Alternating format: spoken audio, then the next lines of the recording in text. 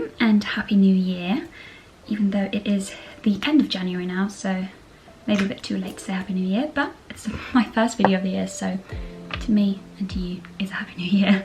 It's a Saturday and I'm just getting ready for a little day out in Stony Stratford. Just gonna go for brunch. I had like a slow morning reading my book and having my coffee, which was lovely. I was hoping it was going to be a sunny day today, but it wasn't, but that's kind of okay because that means I'm less like pressured to go outside, if that makes sense. So I allowed myself to have a bit of a slow morning where I could actually enjoy my coffee and not rush or anything like that. What has your year been like so far? Your January? It's yeah, nearly the end of it now. I've definitely had a bit of a slow start to the year.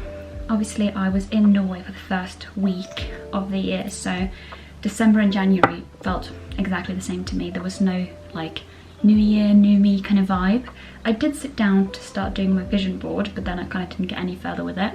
But it's not too late. I'm definitely not like putting pressure on myself, and I'm not feeling the failure of like, oh, I'm not a new and improved person yet, so I failed. Not at all. I'm trying to have more of like, instead of setting goals, I definitely just want to have some more intention for the year, if that makes sense. So I'm still going to do my vision board, and I've already picked up some new hobbies that I kind of thought about for a while that I wanted to do, and the new year kind of gave me the like little push to actually start doing them, like knitting, for example. And also want to start baking bread and being a bit more active, but I'm not putting like loads of pressure on myself that like 1st of January I'm going to do all these things. I'm just kind of easing into them and setting the intention for the year, or at least for the winter, and taking it like one quarter at a time. Just setting the intention that I'm going to take care of myself and do things that are more mindful. So I've kind of just realised, or not realised because I already knew, but I've kind of just had a little chat with myself. And I know that so many of the things that I do are not conducive to me being my best self, such as scrolling TikTok for hours and hours a day. Like I literally started 1st of January, I was hungover, so that was my excuse, but I started 1st of January by scrolling TikTok for 7.5 hours. That is not okay. And I don't spend that many hours every single day on TikTok, but I definitely spend too many. And I just do this thing where I scroll TikTok or Twitter or anything else rather than like doing the things I want to do, because it's just like I get stuck on the sofa or in bed, and I just feel like it's such an effort to kind of pick up a different thing. So that's why I've kind of adopted a few new hobbies that I'm going to do instead, such as knitting. Yeah, I did once knit a jumper in like 2016, I want to say,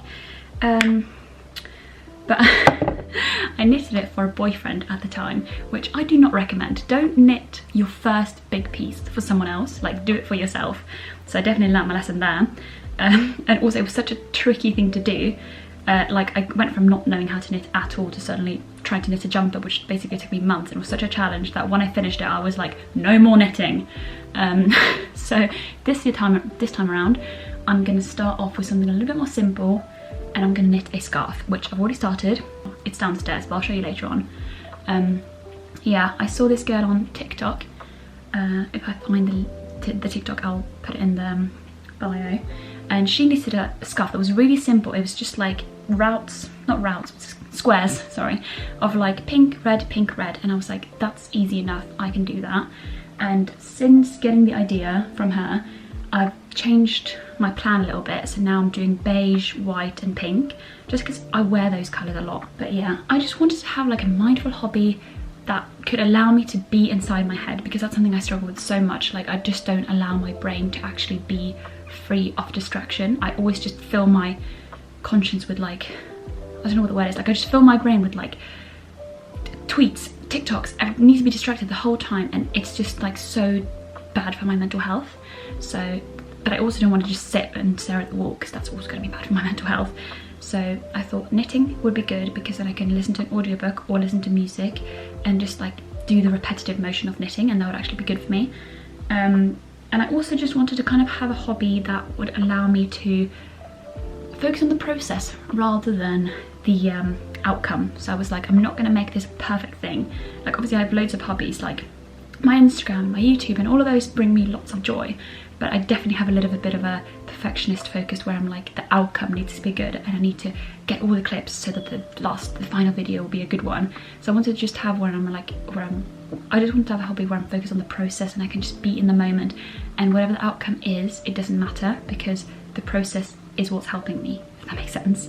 The irony of that though is that when I started off knitting, I immediately felt the pressure to make it perfect, and like as soon as like it turned out to be a little bit more tricky than I thought, because I ended up getting a yarn that was like really fluffy, thinking fluffy yarn is more like forgiving of mistakes, but actually fluffy yarn was just like way too hard to knit with, and it was definitely more of a challenge. And my stepmom was like, why did you choose such a tricky yarn to begin with? And I was like, I don't know, I thought it was going to be a good choice, but it wasn't. And the irony of that is that I started knitting and I immediately felt the pressure to make it better, like to make it perfect, and I like knitted like a few like rows or lines, whatever you call them, and I was like, oh, I just want to take it all apart and start again because it's not good enough. But I'm forcing myself to just continue with what I've got because the process is the point.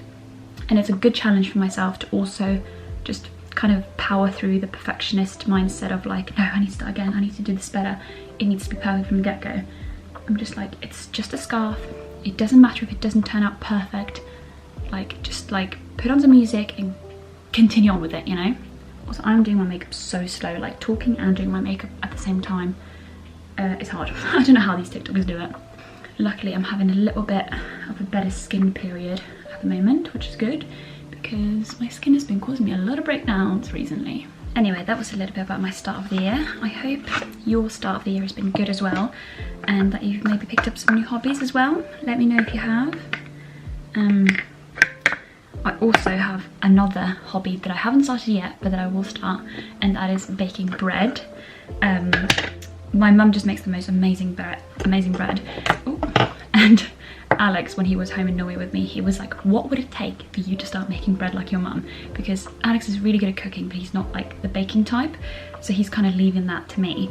And I told him we need a bread machine, because I've tried baking bread just without a bread machine, and it's a fun process once, and then I just don't keep up with it because it's just too much work. So we bought a Kenwood machine on January sale. Sorry, not the January sale, the Boxing Day sale.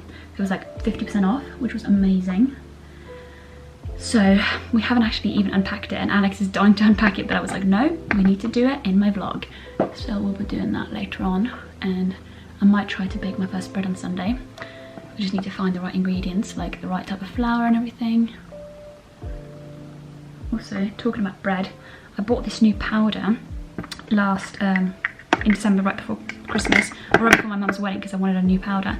It's called banana bread, and I'm trying out like a bit more of a yellow colour, because I had this powder from, what's it called, Inglot, which is quite a white powder, and I realised it was really washing me out, so I bought this one from Huda Beauty, which everyone's raving about on TikTok, and for good reason. It's really, really good, and it's just miles better than the Inglot powder I've been using for years, so very happy with that. I'm trying this baking method, which I'm definitely not an expert at makeup, so I don't know if I'm even doing that right, but yeah, so far I'm really liking it. In general, this matches my skin tone more. It might look a little bit too dark on camera, but it's at least better than it was before, when I had like a super white foundation, and yeah, I just look like a corpse. Nothing wrong with being pale, but it was just like not fitting with the rest of my body. Anyway, I'm just gonna do a quick makeup because poor Alex is, as usual, waiting for me to get ready, and don't want to take too long.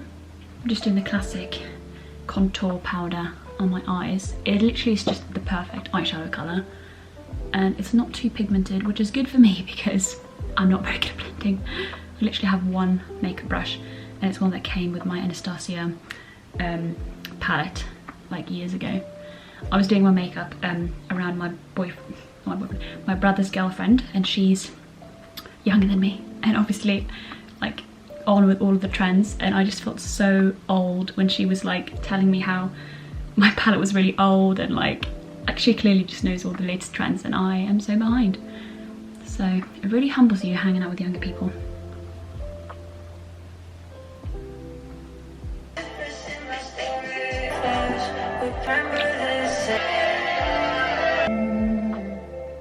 Talking about makeup, I've been using this really old mascara that my mum gave me from one of her Mary Kay parties, which, saying it out loud, is kind of shameful. But the mascara was really good. And I used it for years, which I know you're not meant to do, but I was like, I don't want to change it out because there's still loads of product left, and I just love how like it made my lashes like not clump up at all. And I thought it was a really good mascara, but then my friend who works at a shop, she was like, you cannot continue using this mascara brush, like it literally smells bad. And so I basically told my mum that I wanted a mascara for Christmas, and she gave me the one she has. And I try not to buy makeup that is tested on animals, but when it's gifted to me, I'm gonna use it. So she bought me this grwm, I don't know how to pronounce this, I don't know French, grwm, this one. And when I used it for the first time, I realised how old and shit my last mascara was. Like, I really thought it was a good mascara, and looking back on photos, like, you can't even see my lashes, it's ridiculous. So now that I actually have a mascara that is within the use by date and is actually good and not from a stupid like MLM party, I'm realising, you know, the world of mascara is out there and how my lashes could actually look, which is a nice feeling. So good thing I have friends that know about makeup and can steer me in the right direction. Last up in the makeup chat is my mum had this Bare Minerals lip liner at home that I stole when I was there, and I really liked it, so she got it for me. And I do need to sharpen it, but it's such a beautiful pinkish, but not too pinkish colour. Actually, the very last thing is my brother's girlfriend got me a lip oil for Christmas, so I honestly feel like she keeps me young because I've seen this on so many people and it looks gorgeous, and it's just one of those things that I haven't gone out and bought myself, and she gave it to me, which was so nice, and I totally understand the hype. And yeah, thank goodness for the Gen Z, huh? Keeping the rest of us young. This is the Dior one. Once again, probably wouldn't have bought this myself because it's tested on animals, which is such a shame. But I'm very glad that she got it for me. And I think once this runs out, I will try the Fenty one. I think it's either Fenty or Rare Beauty. I think it's Fenty. They have a similar lip oil, but it's not a sticky one. So yeah, that might be nice as well, because this, even though it's a lip oil, definitely has a lip gloss feeling to it. I've got the cherry flavoured one, or the cherry coloured one, so such a nice little fresh colour, which obviously is looking a lot more pink because of the lip liner, but I kind of wanted a little bit of pop of colour.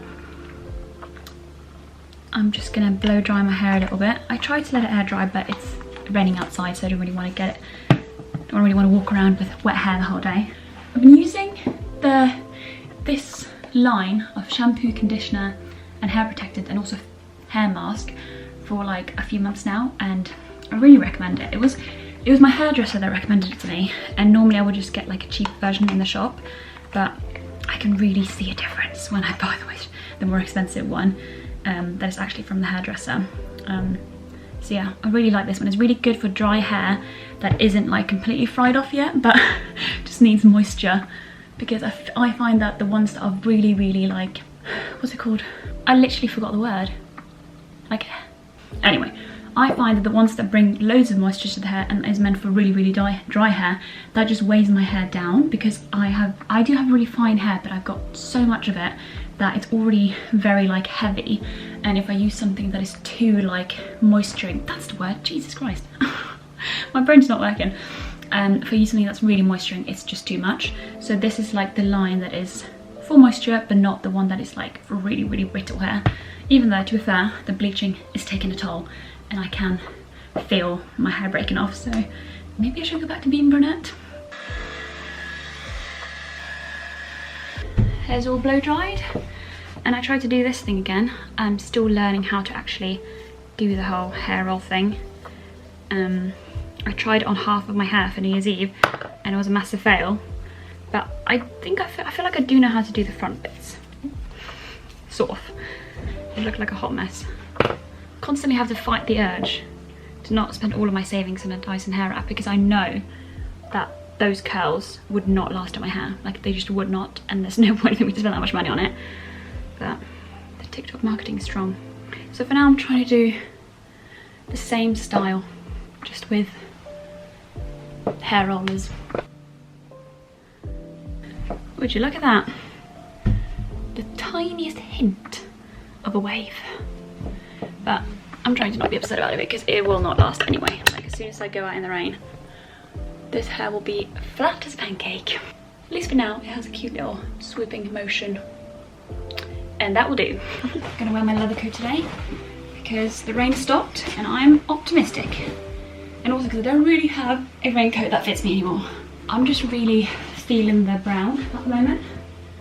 And now, if I'd finished my scarf that I'm knitting, which is beige, white and pink, that would have looked amazing with this outfit. But obviously I've only just started, so I'll have to pin that idea for later. We'll go with grey for now. And then my new old bag that I stole from my mum's wardrobe. I literally walked in there, I saw this beauty. Oh, I saw this beauty and I just looked at my mum and I said, I've never seen you actually wear that. Do you get a lot of wear out of it? And she was like, take it. So it's mine now.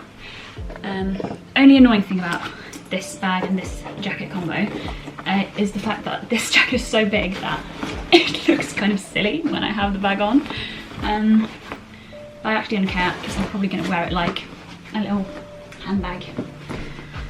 So that's the fit, and I'm going to wear my knockoff Uggs that I got from Costco because I have no shame and I'm not paying that much money for Uggs if they're not going to look exactly the same and be exactly the same quality from Costco.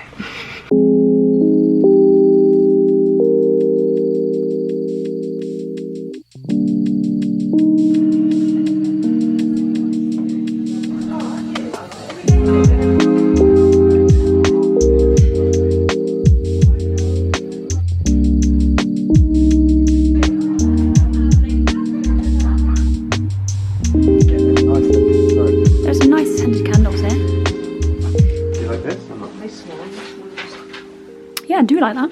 Yeah? Yeah. Well, that's fine.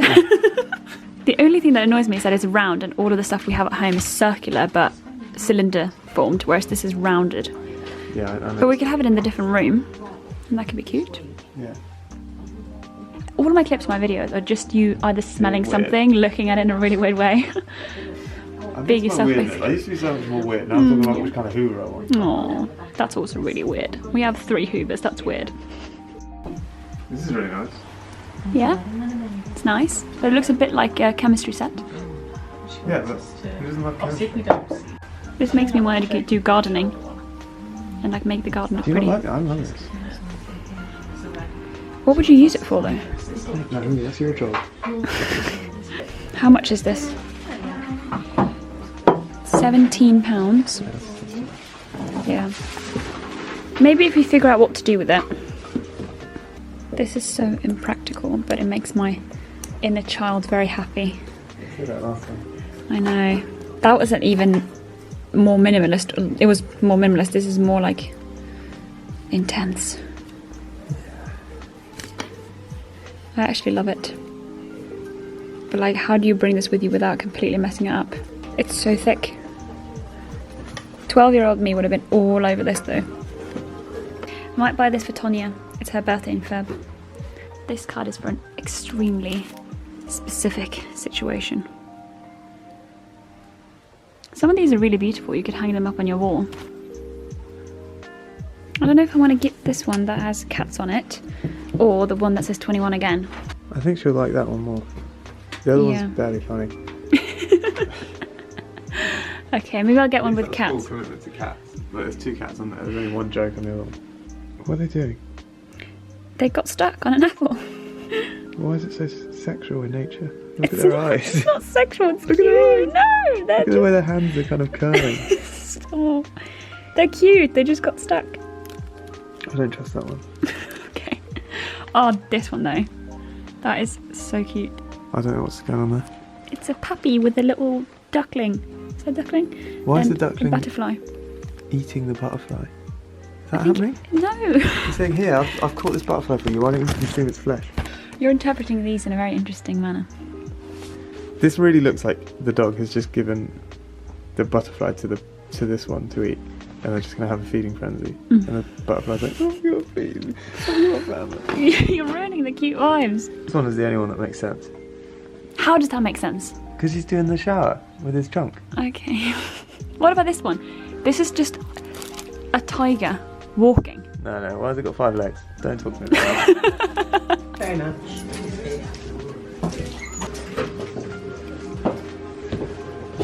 Books beat the blues. I love that. This is the book I'm reading at the moment. It was one of my favourite books when I was a kid, a teenager. The second Will character that I love. It's Will Perry and then Will in this book.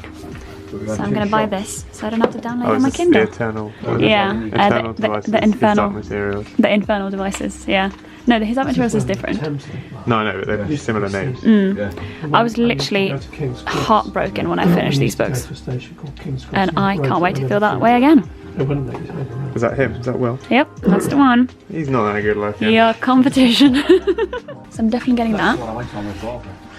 I could reread Twilight. But I did that recently, so. So, Northern Lights, this one, is the, yeah, that's the one. This is the first one, but they just renamed it the Golden Compass for some reason. I've never seen this cover before, but it kind of looks more religious, you know? This is The Subtle Life, number 2. I've never ever seen these cover designs before. Marvels and monsters, tragedies and triumphs are unrolled with a lavishness typical of this. What the hell? Yeah, They're definitely not selling it as a children's book in this version, but it kind of isn't a children's book in a way. These are 2 other series that I read when I was a teen and absolutely loved. The House of Night novel series. I literally read 17 books of this one, and the Morganville Vampires, a huge hit. This is called London Road. Oh, yeah. We're never too far away.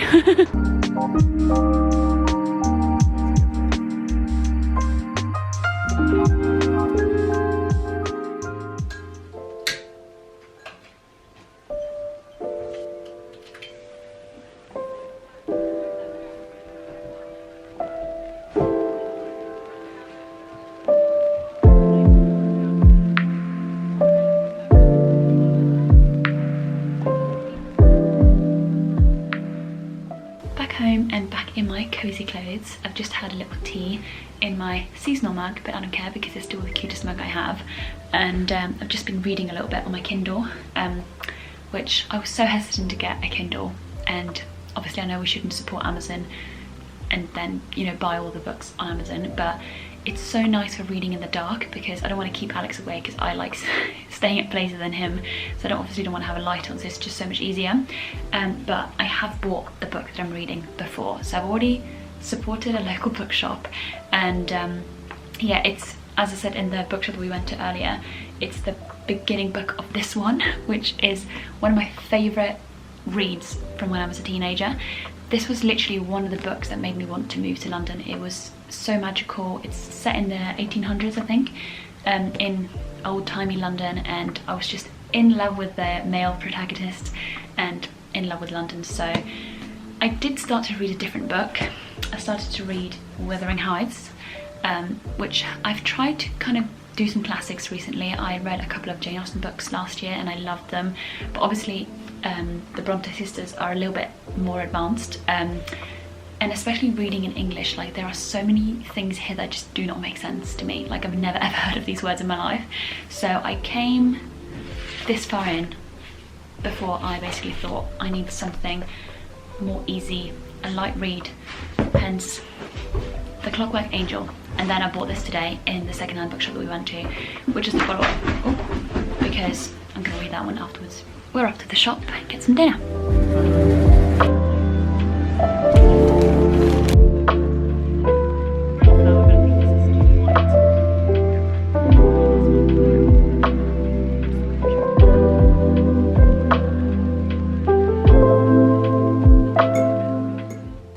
In the same spot that I was in before we went to Tesco, and I've got myself a new cup of tea because I wanted to finish what I was saying about the book that I'm reading, because I had a point and I just kind of left it hanging because we suddenly had to go to Tesco and then make dinner, and then the whole evening kind of got derailed because as we were in Tesco I started getting cramps because I'm on my period, and I felt fine at the beginning. It was just light cramps, and I thought I'll take a paracetamol when I get home, which is why I was still vlogging about my whole bread shopping, because I bought all the ingredients I needed to make bread tomorrow, which I'm very excited about.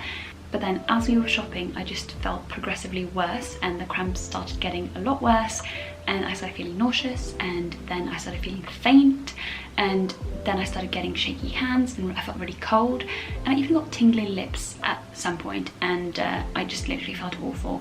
And I don't even know where that came from, because it literally just came out of the blue. It went from 0 to 100. I came into the shop with light cramps and left the shop in tears because I felt so bad. So I don't recommend being a woman. It sucks sometimes. Because I felt so bad so quickly, I even started worrying, like, do I have diabetes? Do I have cancer? What is going on with me? But luckily Alex saw how badly I felt, and we just went home. He luckily carried all the shopping because I felt so faint for no reason, really. I do have low iron levels, so it might have been just that, with a concoction of low iron levels, low blood pressure, low blood sugar probably, and being on my period, which is just lovely, a little cocktail there. But luckily he did all the food shop carrying, and he did all the cooking, and I, as soon as I came home, popped 2 paracetamols and lay down on the sofa for hours. And yeah, I feel a lot better now, but I don't know what all of that was, and it was a bit freaky. But all that aside, that means it's now nearly bedtime, and we haven't really done much with the evening. I wanted to do loads of things, but sometimes the body just says no. But I did want to continue what I was saying about the book, because I had a point, like I said, which is that I was saying earlier how I took a break from reading Wuthering Heights just to read a book that I read in my teen years. And my point was that last year I felt so much pressure to read books that were better books.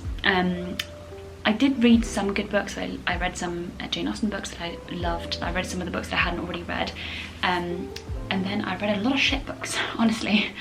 And I felt so much shame for reading all of these shit books. Like, I even felt a bit embarrassed updating my Goodreads, because I was like, people are going to judge what I'm reading. And I'm changing that mindset for the new year, because I realised that reading is for fun, it's to feel good, and when books are not feeling fun, I don't read, which means I'm scrolling TikTok or doing something bad, something that isn't making me feel good, instead of reading. So I'm just putting all of that aside, and if I want to read a book, like for example Wuthering Heights, which I do definitely want to read this year because I've heard so much about it, and I also really want to watch the movies that have been made from the book, and I also want to get the song by Kate Bush. I just want to get it, you know? So I want to read it, but it's an advanced book, so I can't just sit down and just kind of read for hours because I get tired. Maybe it's easier if you're actually English, but I found some of the words so difficult, especially some of the dialects in the book. Anyway, so that's why I decided, you know what, I just want to read a book that makes me feel the way that I felt when I was a teenager, because I used to read so many books every single year. Like, I would just constantly be reading, to the point where I ran out of books, and my parents had to take me to the bookshop, and they were like, can you please give us some advice for what to give her, because she doesn't have any more books to read. Weirdly enough, I never read Narnia, and I never read some of the really famous books, so clearly my parents just don't know much about teen books.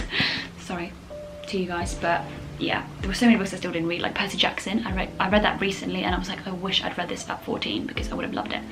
Anyway, I did read loads and loads of vampire books and fantasy books, and I still love fantasy, and I don't want to feel bad for loving fantasy, you know?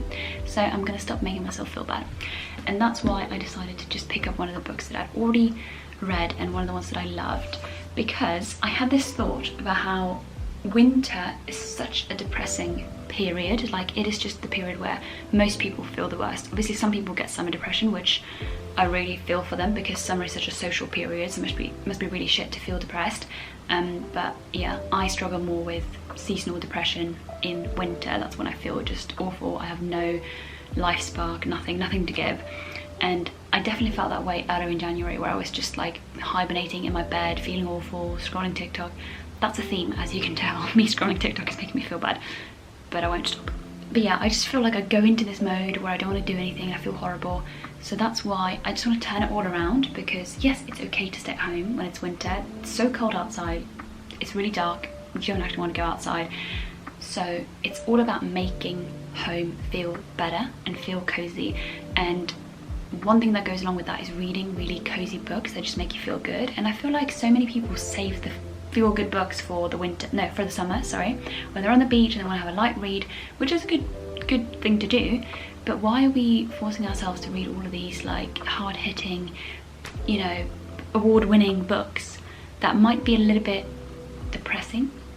Well, they might not be depressing, but they might just be tackling like real life issues and talking about, you know, real difficult relations between people and just things that are very close to reality.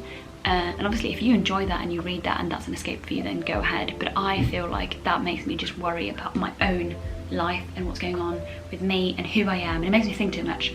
So my point is, in all of this rambling, is that I think we should read more cozy, easy, fun books in winter, and we should hibernate and we should make it a cozy thing. We should light candles, we should make ourselves a cup of lovely apple and cinnamon and raisin apple and cinnamon tea and we should just, you know, be cozy and hibernate and do all the feel good things, because that's how to get through winter.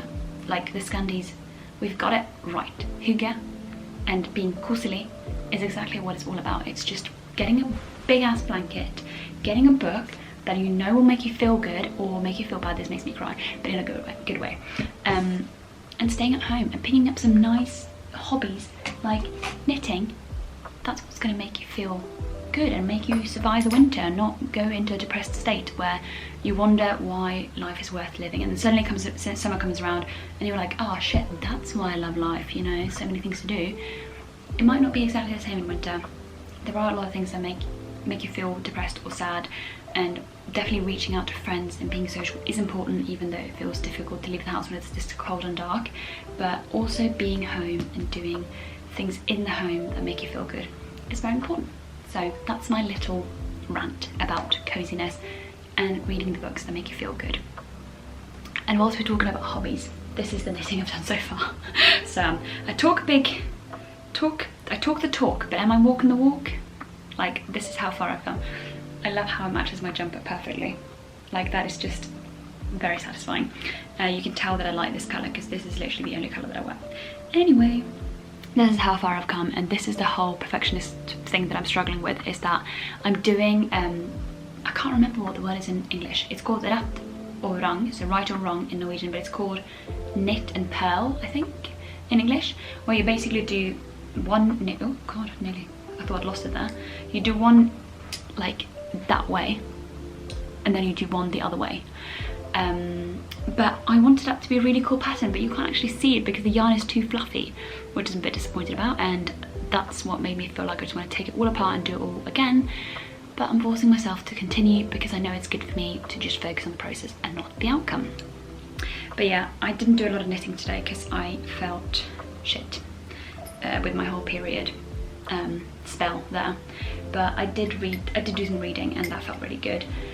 And there is a new day tomorrow, and I'm very excited for baking my bread. I'm gonna unpack the Kenwood machine and see if I can try to replicate my mum's delicious bread. So now I'm off to watch Knives Out 2 with Alex and have an early night sleep. Anyway, I hope you have some hobbies this winter that is going to make you feel good and cozy, because that's very important. Good night.